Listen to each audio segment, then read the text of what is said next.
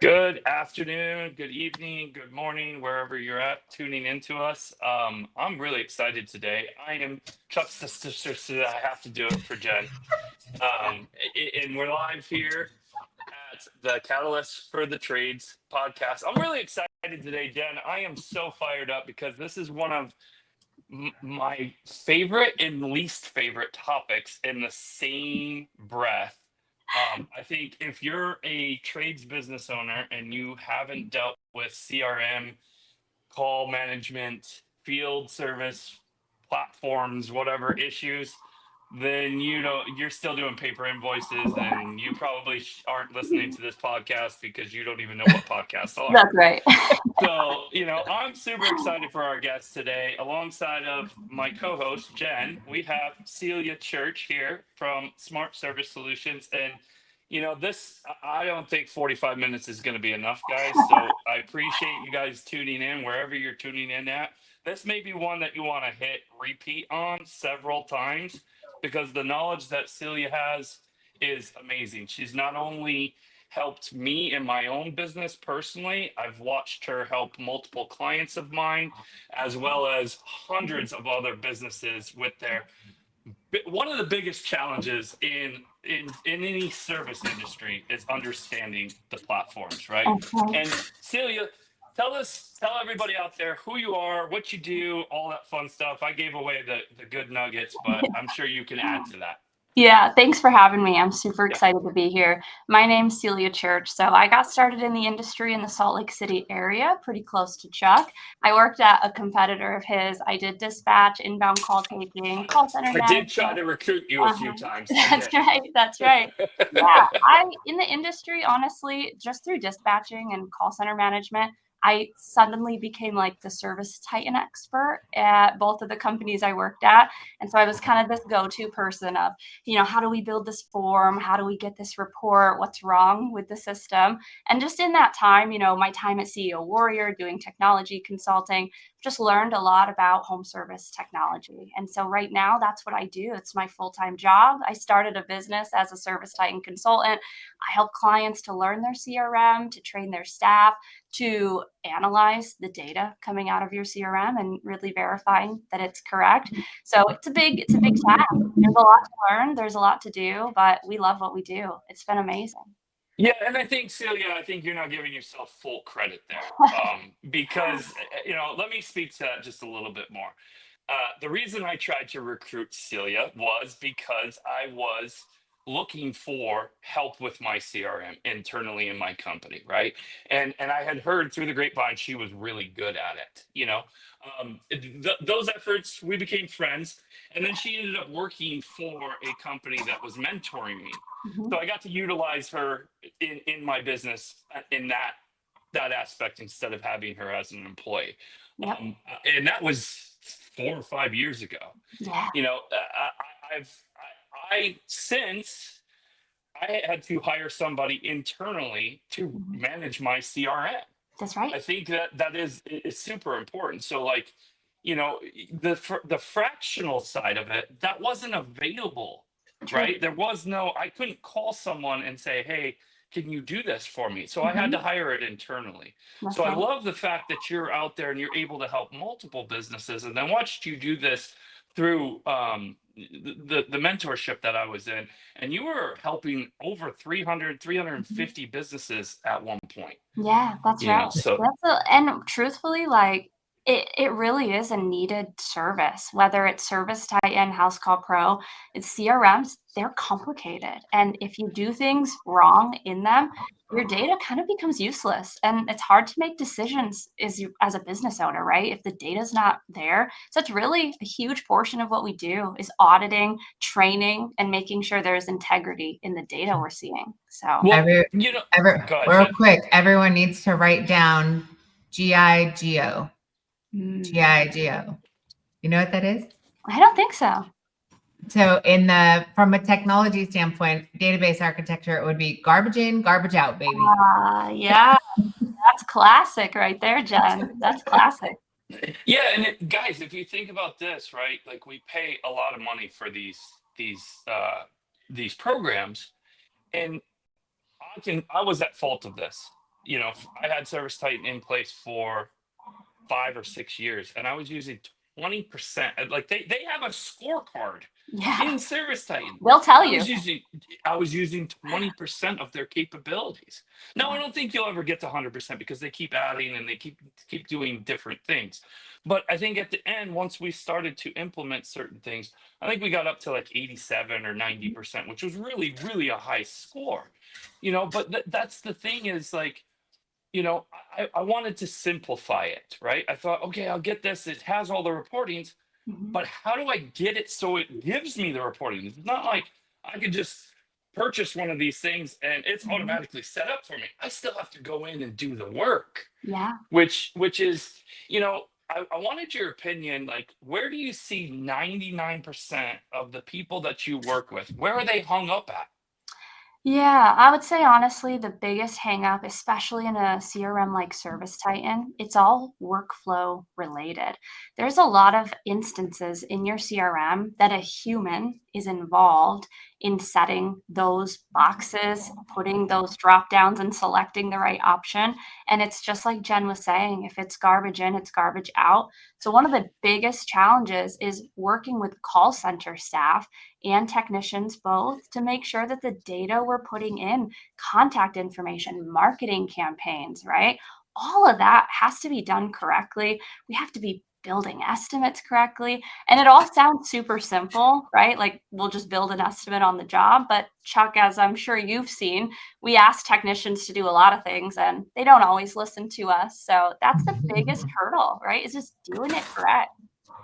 Yeah, it's super interesting because I started with paper invoices in my own business, right? And it like I don't think I made fun of it before. I still think there's people doing it. And eventually it's going into QuickBooks, so it's still going into some sort of a system, anyways. But like they put me as a view only access to Service Titan because every time I would go in there, I would mess something up. And I truly do believe that we overcomplicate something that could be much simpler once we have the understanding. It's a lot of workarounds, right? Like a lot of workarounds. We don't want to do it that way. We track our technicians in this way, right? We don't want to book jobs like that or break down our job types. We want to keep it the way we had it in our last CRM. And it just doesn't always work like that, right? Yeah. So Cecilia, normally, and my background is prior to this was ERP implementation in the retail industry on a global scale. So I implemented SAP multiple times. Normally, you would start with a strategic plan, database architecture, right? Start with the data outside of the system. You wouldn't be just plug and play and dibbling and dabbling in there as you go. If you got to do it from scratch, if you got to start with a clean installation, what's step number one? Yeah. Good question. Step number one for me is you have to understand where your data points from one CRM, what do those match to in the new CRM? And what happens if in this one, you don't even have those data points, right? So you have to understand what is considered a job. It's different in House Call Pro than Service Titan, right? In House Call Pro, you have a job, you have an estimate, and an estimate kind of functions like a job, but it's different. Service Titan doesn't work that way. So I think one of the biggest things that if you're going to move CRMs, if you're going to switch in any industry, right, you have to know the differences between them so that you can build workflows around the new structure, around the new system. Yeah, absolutely. And that applies to any database management. You guys, that's called data mapping. And it would start with a big Excel spreadsheet. And in that Excel spreadsheet on the left-hand side, you would have what are the database fields here. On the right side, it would say, what are the new database fields? And then it would have the definition, and you would map out this field goes here. This field goes here. And sometimes those labels change. That's where you're going to get into change management within the organization. Instead of trying to alter the system to match your current definitions, this is database mapping. This has to be done, right? And there is going to be a human component of change that's going to be required. Don't change the methodology within the architecture of the system. Change the definition with your human beings. Otherwise, you break the system.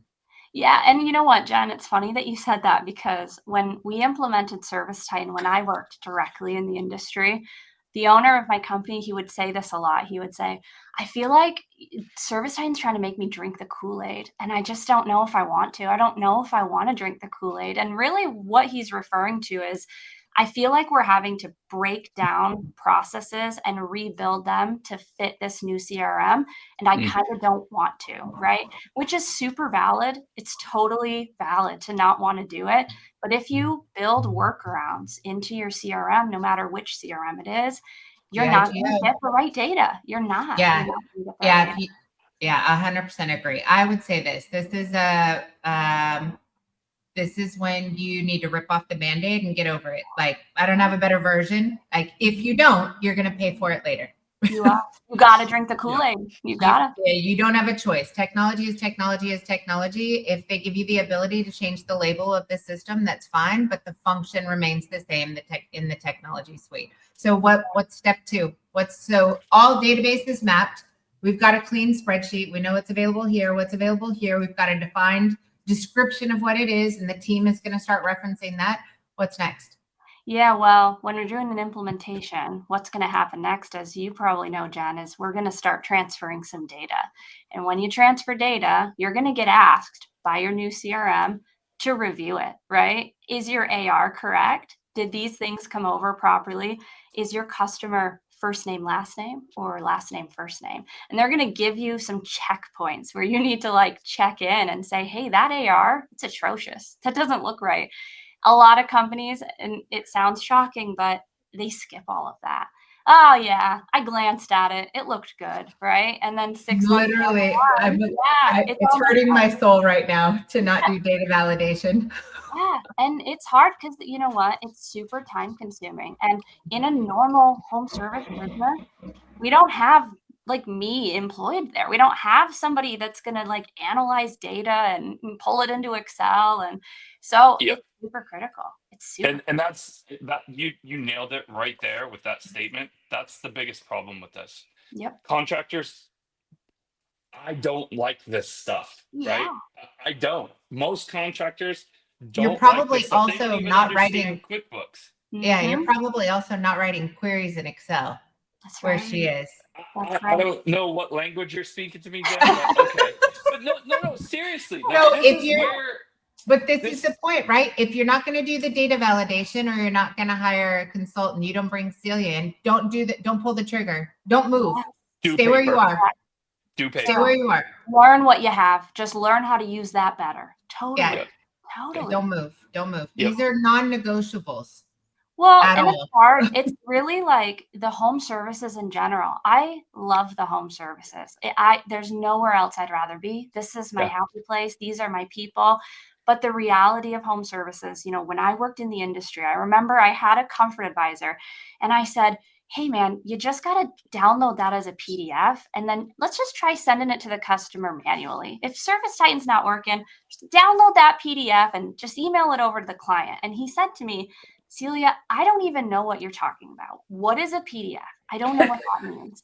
And it sounds so crazy, but that's the reality. Is like, Yeah. what is an Excel spreadsheet? Yeah, but we can go in and we can fix any tankless water heater. We can go and fix any Exactly. system because that's what we love to do. Yes. Agreed.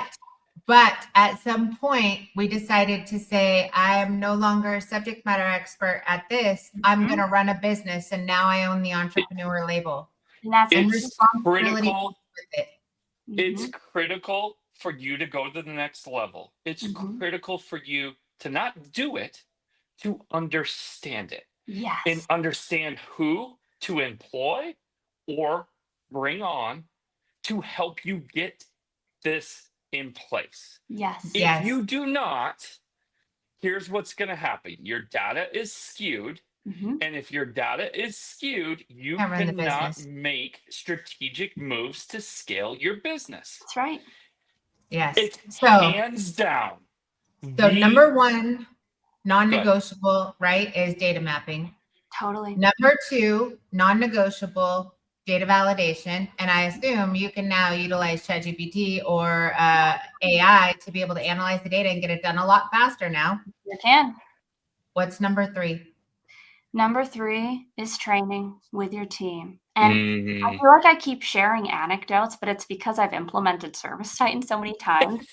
They will tell you, right? When you implement Service Titan, they're going to say, here are all the different roles in your organization, and here's how many hours each one is going to need to spend on training. And I vividly remember when we got that information, the owner of the company said, yeah, we're not going to do that. I can tell you right now, that's way too many hours. We are not going to do that. And what happened when we went live? Nobody knew how to take payments. Nobody knew how to take inbound calls. And it's so the And training. you're worse off. Yes, you're worse off. You're And you worse spend off. months trying to learn stuff you could have learned in your 200-hour chunk, right? Yeah, training. Non-negotiable. Yeah, you don't skip your training. You do it. Is there a step after that? Oh, step after that, training your team. I don't know that this is really a step, but you have to have a grace period and you need to make sure you have some flexibility. And for me, that looks like telling technicians and telling my call center, this might not work well for a little while. You might not be able to do certain things that you could do in your last CRM. We might not have a report for that right now. So you have to make sure you understand it might be broken. As long as we can do the bulk of what needs to be done throughout the day, we'll find solutions as we get Mm. comfortable in the CRM. But you can't say this was a huge mistake, let's just put it all back in House Call Pro or whatever that looks like. You have to give yourselves time to learn the software, figure out the kinks, and implement solutions to the software. This is no different than implementing SAP for a retailer. The only difference is our grace period was 2.5 years behind the 1.5-year implementation strategy. Yes. Yeah. You have to be ready to get bad data too. During the import, good luck, right? You can't map every field. It might not exist in one versus the other. So you have to accept that for a year to 2, when you have that overlap period, we were running jobs here, but we were also running jobs here. There's going to be stuff messed up, and you don't have to fix that right now. We can fix it over time for sure. Yeah. I The would also first year is critical. Mm-hmm. Yeah, I would also throw out that this can become a compounding issue if you have done this more than once. So if you did not follow these 4 or 5 critical steps the first time in your first CRM, and then you're going through a migration, now you're compounding the issue. So you're going to need more time for data validation, more time for business process mapping and field mapping, more time for training, and you're going to need more grace time. You're going to double that because you're taking compounding issues and tacking them on together when you're doing CRM migrations multiple times with bad practices. That's right. It's going to take longer. It is what it is, but at some Once point, you you gotta get it right. once you implement, we consider that dirty data, right? Yeah. Once you first launch it, it's dirty data. Yep. Then you need that year to get your clean data in place. Same thing Yep. that we do with a budget. Same thing we do with QuickBooks. All that stuff, right? I'm going to add a step. I think this one is super important. At least it was for us, and it's how you implement it into your onboarding process. Yes. Because when you roll out this program, okay, you got the first 5 steps going, right? Now you bring on new employees and you have to train them on the process. Yep. So I think having this integrated into your onboarding process, and if you don't have an onboarding process, maybe it's just a Service Titan or CRM class that you have going along with their training, their ride along, whatever it is that you do to bring new employees into it. Yes, I absolutely. think that one's crucial because look, Agreed. you want to set your employees up for success, right? And like the experience with the guy that had no idea what a PDF, there's technicians that are going to come to your company that have never experienced doing it the way that you do it before. And if you don't train them the right way, you're just asking for frustration. Yep. Absolutely. So Critical. Awesome. Celia, what do you feel? I'm going to switch gears just a little bit. Yeah. What do you feel is exciting you right now with AI and different things that different technology that people can put into their service-based businesses now? Yeah. I think that for me, AI is how can I solve a challenge, something that I've wasted my time on, right? That I just don't need to waste my time on anymore. Like there's a lot of things being built right now, things to automatically summarize the inbound call and put it in the summary notes, right? Things to, even if it's not an AI agent that the client is talking to, it's a person, but a Mhm. summary is being put into the notes for the technician. You don't have to waste your time listening to a call recording. If you have something doing that, and you don't even have to push a button. Those types of things, like what are challenges in our businesses that we are spending manpower to solve that we could implement technology, automation, or AI to resolve, right? Things like we're working on building a tool to classify your inbound calls properly, right? Mm. Abandoned calls, those types of things. If we can crack that code, no one has to clean up abandoned calls. That's a huge time Woo! cut for people, I right? feel I feel like that 2 years ago would have been awesome, I know. for me, but yeah, I love the direction that it's going. I saw somebody the other day that was like, "Hey, join my master class to learn how to build out 6 options using AI." That's Yeah, coming. that's right. Because And do you feel that that's going to be something that can be implemented into um, any CRM, any system? absolutely. I think it's already happening, right? It's already happening, even if we're not aware of it. Right now, I feel like with CRMs and the software space and home service in general, like we said, there are some companies that are still on paper and pencil, but the Mhm. bulk of home service businesses over a certain size are using some kind of CRM, even if it's a Google Calendar, right? And we're building invoices in QuickBooks. I think in software in general, there are only so many directions left to go, so many features left to add. And I think AI is the biggest, right? It's the biggest one. It's what can we automate? What can we make happen without human manpower? So a lot is coming. A lot is Yeah. coming.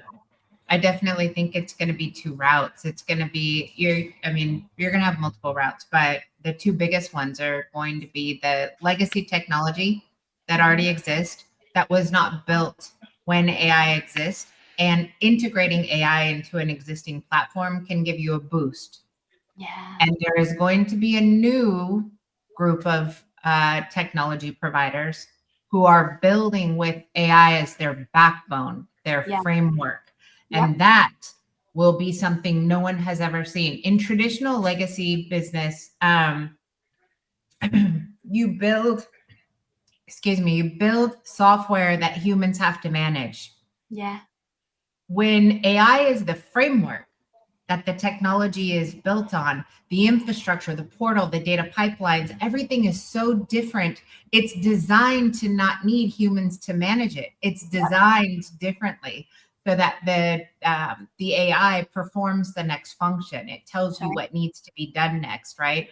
And I mean, that has not launched in the home services industry. We just launched it for our agency. We've been working on it for 2 years.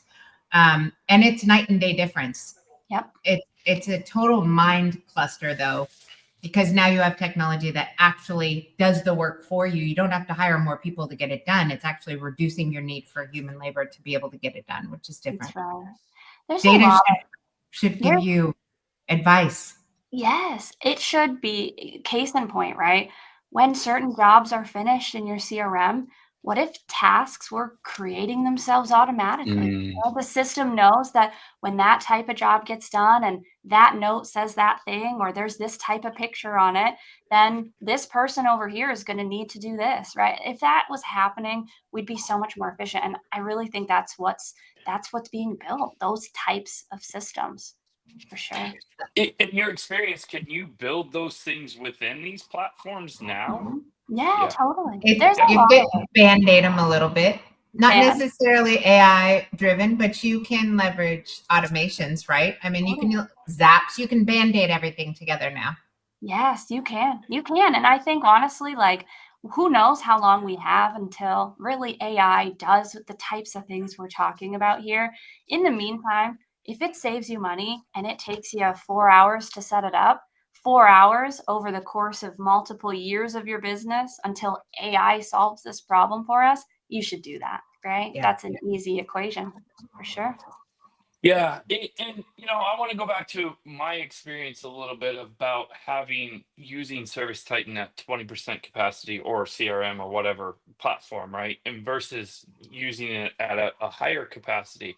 Like it allowed me to make better decisions for Yeah. sure. I had much more clean data and I was allowed to do different things in my business that I couldn't always see the effects until it was too late, right? Yep. So talk to me a little bit about like the reporting side of things. Like where do you see, people that you work with missing the most on the reporting side? Yeah. Yeah. I think for us, it's about the human error. And a lot of times it's a lack of training. The classic thorn in our sides is abandoned calls. But if we have abandoned calls, the system doesn't know if we booked a job or not. And if you Mhm. have abandoned calls, I can tell you right now, your call booking rate means nothing. It doesn't mean anything. All of those jobs that are sitting there and abandoned, those could be booked jobs, those could be missed opportunities. And it's like that in all the different formats. If we aren't building estimates properly, then your close rate doesn't work, right? Your close rate depends on you selling estimates. But if you aren't making estimates, you don't have a close rate. There's just a lot of data in there that it's a lot of clicks, it's a lot of steps. It might be adding steps from your previous software, but that's how it's generating those reports. So the steps, the clicks, you have to do them or you don't use those data points. Yeah, I'm smiling because I'm thinking back of these scenarios, right? Yeah. And I can tell you this, and I'm sure you've seen this elsewhere. Jen, you're gonna probably laugh at this too. My technicians, CSRs, and people, they figured out how to fix their Mhm. scores, right? Because That's we right. were holding them accountable with KPIs and scorecards, but they figured out how to manipulate the system to make their scores look better Yeah. until we put in place a way to track that stuff. Yep. So like again, that's why I brought up that reporting aspect, and you nailed it with the human error, right? You got to know. Well, number one is you got to train your people to Yes. do it right, and then you got to check to make sure that they're doing it correctly and not improving their score. Because if we're expecting our service techs to close at a 70% rate or better with a X amount average ticket and all the things, the minimum standards that we're holding them to, and they know if they don't click done or convert or Yeah. whatever, and it's going to help their score. So that is super important to understand. Again, all the things that I'm talking about right here are reports in CRMs. Yes. I don't know how to set that up. I Uh-huh. don't understand all that stuff. But as an owner, it's crucial that you understand how it works and Yes. understand the work around so you can hold your employees accountable to it. Yeah, that's honestly, Chuck, like so much of our time is spent helping our clients to build like inspection reports, right? Like you might be doing this, but we should probably build a report to check if you are booking callbacks properly. And it comes out, right? Because we'll say, well, let's talk about this. And they say, we don't have that many callbacks. And I say, oh, sure you Show me the don't. Let's report. take a look. Show Yeah, me. let's take a look Yeah, at that. show me. Yes, and then Oh, we I have 900 $0 tickets in the last 12 months, and 80% of them are callbacks, right? But we weren't booking them properly. So things like that, right? We don't have that problem. Are you I sure? would love to Are you have sure? you on every single account management call we have. My gosh. Yeah. Yeah. Because there's so many places for these things to hide Yes. if you don't understand it. Yep. You have to understand it. Like it's so It I can't starts with the stress it owner's enough. mindset, though, Yes, it does. doesn't it, Chuck? This completely starts with the owner's mindset. We hear it on calls all day long. These superficial belief statements they've said so many times that are not real, right? And at some point, you have to care about the truth. And I mean the real truth, the truth like gravity. Big, tall building, I jump, I fall, I break leg. Like, there's a difference. That's real truth. And if you don't get into the data, if you don't care, if you're just trying to blow through it, I mean, we live in this because we're the end of the pipeline, right? Yep. When we have somebody call and say, I'm not getting any calls, like we're literally paying extra money to make sure we record all the calls, we transcribe all the calls on our end because you're not recording it on your end. That's right. And that truth matters, right? That's every company we work with needs you. I would say that. 100%. And Celia, let me ask you this: like on a low end, what is an average that you spend? Like, okay, let's say I'm a 50%. I got this 50% figured out. What would you say you would spend with a client in that realm? Honestly, how much time? Well, I don't know where Jen went, but she'll be back. Truly, we're in the realm of probably 20 to 30 hours a month helping one individual client in their account to identify issues, train their team on proper workflows, validate their data, and help with cleanup with the data being incorrect, So it's huge. And as you know, like your CRM is sending a lot of this data to your accounting software. And honestly, this is one of the biggest pain points. How many messages, emails, calls I get. QuickBooks doesn't match ServiceTitan. QuickBooks doesn't match House Call Pro. And I don't know why. We've spent hours trying to figure it out, and I don't know why. I can tell you why, right? I have all kinds of reasons for why those things don't match. But you have to know what to look for to figure that out, for sure. Okay. So someone running about 50% capacity on any platform that they're using, you thinks it's about 20, 30 hours a week. Easily. Is it better for you to come in while someone's implementing the system or after they've implemented and got to that 50%? Or before they decide to pull the trigger?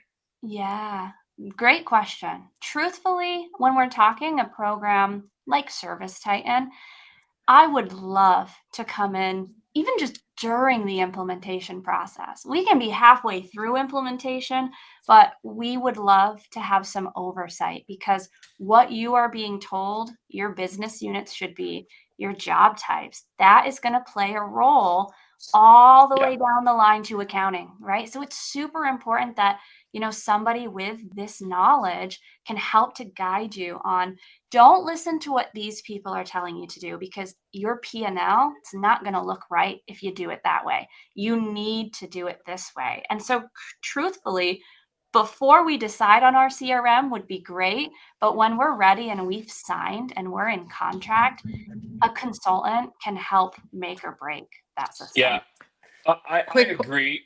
And I just sent you a guy who was literally transferring over from one to another. Yeah. And he's had an amazing experience. And I'm like, wow, you accomplished that much already. So that's why I asked that question. Go ahead, Jen. Right. Quick question. So what I hear a lot, and this is not my realm, but what I hear a lot is people who are already in the platform, they've been in it for years, and they're still struggling with the fact that they don't know if they're priced right. They don't know if their costing's right. They don't know if their margins are right. So is that something that you do? And is there a step that should be done before you do a migration that's more of a financial assessment and business planning assessment prior to making a CRM? Okay, I would assume this so. particular client, let me take that one real quick, Celia. This particular client, Jen, we are going through with them with a budget at the same time they are rolling out this new program that they're going into. Yep. Okay. And alongside of it, it's helping him understand he's not priced correctly. His overhead's way more than what he was. So alongside, like if you're not doing a budget and you're trying to fix your business with a CRM, it's only going to get you so far. Correct. The combination of the two, you go lightning fast. That's right. So I'll be honest. Like if you have anyone that's doing your QuickBooks or your accounting in your business needs to be heavily involved in the process of integrating any of these platforms because that needs to communicate correctly what Celia was just saying about your P&Ls and everything matching up.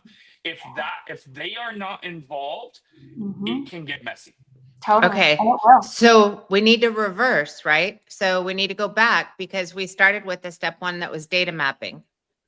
There's a predecessor to this, right? To running a business, which is understanding your cost to run the business, understanding your margins, understanding your financials, understanding your pricing. Shouldn't that fall way in advance? Because at the end of the road, if those things are wrong, your CRM is wrong, and you think the solution is increased marketing. Yeah, that's right. If you're losing money today and we go through marketing at it and we drive more leads and opportunities to a system that's broke, a pricing model and a budgeting model that's broke, we're helping you drive your business directly into the ground. Totally. Yes, I think they will get there faster if they do the budget and figuring out what the true cost is to operate. Yep. But let's face it, most people don't do that. They just go out and buy the shiny new object. They do. Yeah, Okay, so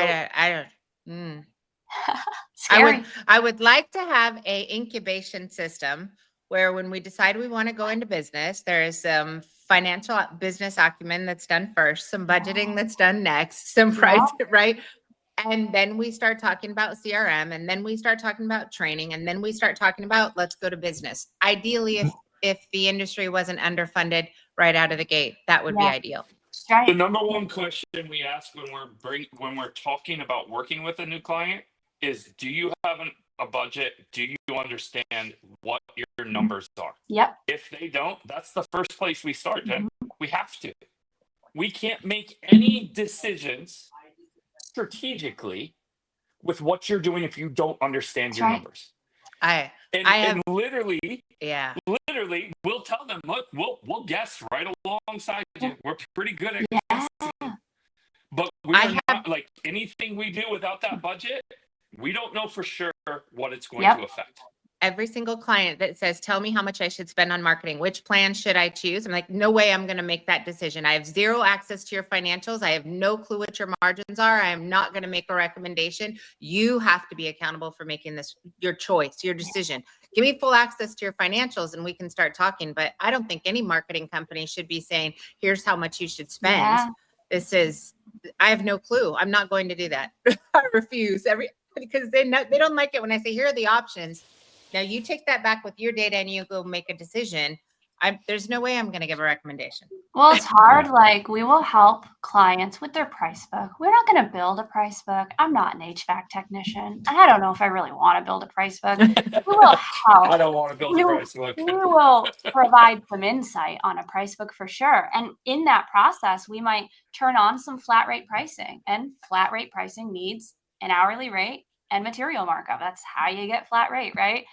And when we are consulting, we will be asked, what should I put in for my hourly rate? And I say, well, I sure don't know that. I mean, do you not know that? And a lot of times, unfortunately, without the right tools and without mentors and things like that, you just don't know what you don't know. And that's where, help, that's what we're all here for. That's what we're here for. This came up in our last podcast. Mike, who was that with? Disney? Yes. Was that the War Room discussion? I think it was. I think it might have been. It was. So this is like, if this was easy, you could go to a trade show, listen to someone yap on stage and get all excited and go back and start your business. Totally. It's not, which requires these, a significant level of professionalism and experience in a specific area. And not one of us have all of it, right? You can't sit down with me and go through everything regarding operations and building your budgets. I can't help you with Service Titan. Good Lord, we try, because every marketing pro account we get into looks like a complete shit show. Excuse my French. Unfortunately, in the trades, building this business is going to require a team of professionals that has the skills of your personal team of professionals. If I look at my personal team of professionals, my doctor matters, my lawyer matters, my Right. CPA matters, right? Yep. My financial expert matters. These are my personal mentors that my life and my health matters. And the same thing has to happen in your business is you've got to find not smoke and mirrors, no bullshit. You can't have inexperienced people who just started their company. You've got to find a team like this. Yeah. I mean, you got a pretty good crew sitting on this this call here. I'm just saying, right? Right. We all, the three of us, can tackle a lot. But I would sit back as a business owner and say, where is my crew of mentors that are subject matter experts in each of these critical functions? Who are my advisors? And not look at a trade show or Facebook for that first. Yeah. And I see a lot of people that go to the trade shows, the Facebook groups, all these things that are probably doing things 10 times harder than it would be just to go and hire the professional. Yes. I love Celia. I don't know if you've ever listened to the podcast, but I talk about this all the time. I love the idea of fractional. Oh, absolutely. Oh my gosh. Like, Absolutely. I look back at all the expenses that I had, Mm-hmm. and I'm like, I had to hire this person internally, and this person internally, and Yeah. this person internally, and this person internally. And I look at my back end payroll, and I'm like, holy cow. Yeah. The idea of fractional and the right fractional. Yes. You have to have the right person. But No, this That's what idea of fractional stuff is so amazing critical. to me. And look, like, it's been proven out. The model works, Yep. right? Because there's tons of companies out there. I mean, like, not to go on a tangent, but look at what Apple, was it Apple? No, it was Meta. Meta just hired a guy because he was like way the over list. experienced to go. Hey, what did he offer that guy? It's like $1.4 Yep. million a year. No, Wow. it was more than that. Yeah, it It was was a huge ridiculous. number to bring in this CEO Mhm. to do something that they've never done before. Yeah. Why don't most people treat it? Break it down even further. Look at the Yankees. Why are the Yankees the best? Because they recruit the best talent on the market, Yep. right? Yeah. So if you break it down that simply, if the Yankees could go and build it fractionally, each game they could go and take the best players from all over and bring them into their organization for that one game. Would they ever lose? Yep. I have a client right now, Mike. He owns a company, Veterans Heating and Air Conditioning, brand new startup company. This isn't his first rodeo. Second time, he's already sold the company. He's back in. This guy did it so perfect. He started by building that team of fractional experts. He identified every critical area in the business, hired each one of those fractional team members, got his branding, his mission, his vision, everything in place, brought us all together. Every meeting, we're on a call with each one of those subject matter experts. So we're all working in tandem. And that ideally at some point, if you were underfunded to begin with and you are trying to fix what's broken, at some point you got to pause and you got to go back and bring in your team of fractional experts. That's what hiring a marketing agency is. It's a team of fractional experts. You might have 20 people doing work for you, but you're only using 10% of their time. If you brought in one marketing person, trust me, they're going to be a generalist. And they're not going to be a coder, a developer, an AI engineer, an analytics person, a content person, a social media person, an email market, right? You cannot hire that. Moms don't give birth to human beings that are full experts at all of these different things. You need pieces. We haven't figured it out yet. I had 3 people in my marketing department, and they were making between the 3 of them, they were making north of $200,000 a year. Yep. And you know what? That was on top of having the digital marketing company. They were in charge of Facebook, Content. social events, home shows, community events, Which is what they should do. Yep. The things you can outsource. what things I couldn't outsource. Exactly, Jen. Well, and the thing is we get told this a lot, you see it on the different Facebook pages. Like, am I really supposed to hire a full-time service titan person? I'm supposed to have a salaried position for service titan. And it's like, no, not really. That's what we are here for. That's what we are here to consult on. You don't have to pay us a salary, right? It's a small marginal fee so that we can be an ally, right, in your corner to help you solve these problems and keep your data accurate, because it's your business in there, your whole business, Yeah. right? And look, Yeah, and you're not going to get lazy because you're trying to keep the client, right? An That's internal, right. there's a big difference between an internal employee and working with a consultant or a team externally that is working to earn your business and keep your business every single month. Yes. Big difference. The difference. Along with all of the other tax benefits and everything else. Yes. Fractional are your employees. They work for you. Yep. But here's the thing with Fractional. They are still a business owner and they have a owner's mindset.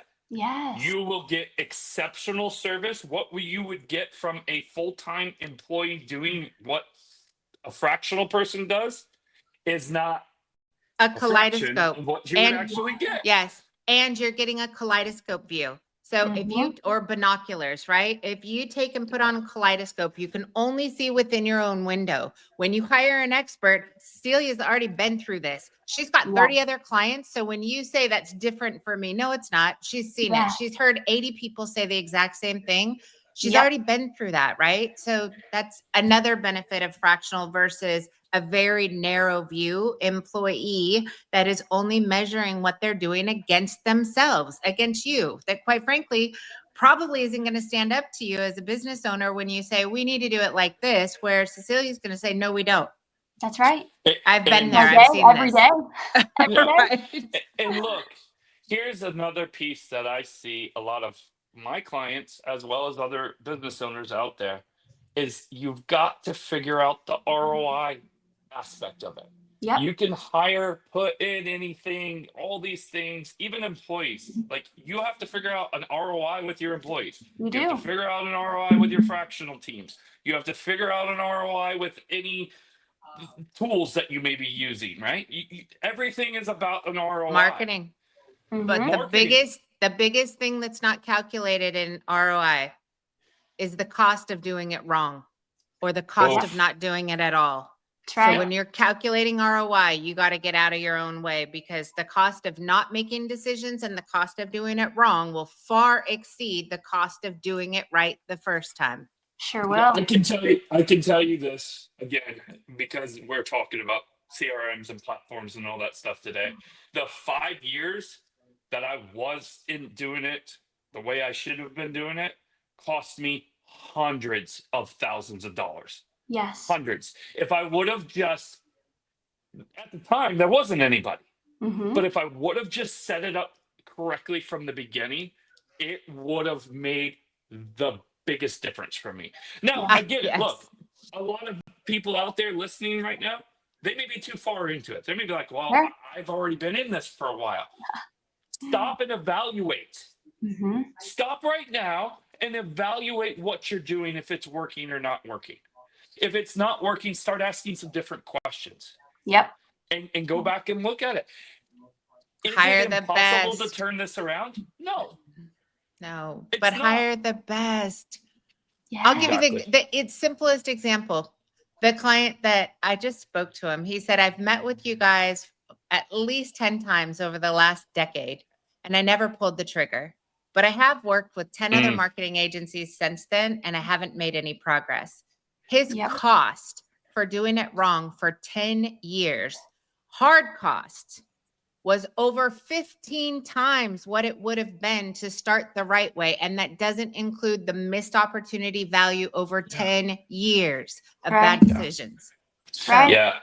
I liked what you said Welcome before, to where Celia. we all get all, welcome to the podcast where we get highly frustrated and a little over excessive. We got pumped up. My kids would be like, y'all are being extra. I loved what I'm going to wrap it up with this. I loved what Celia said before we got on the podcast. We were talking kind of what direction we were going to go in. And she said, all these technology, tools, platforms, and all that.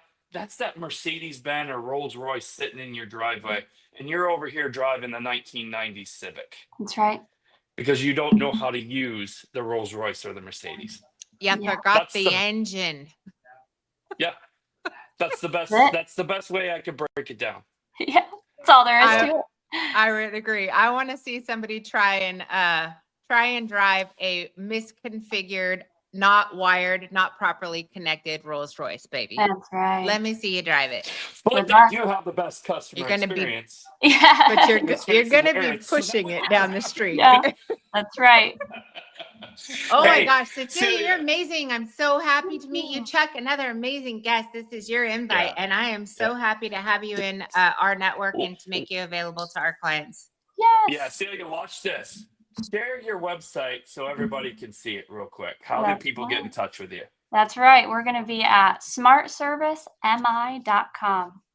Bingo. Let's And is go. there any follow you on Facebook? Any other ways that people can get in touch with you?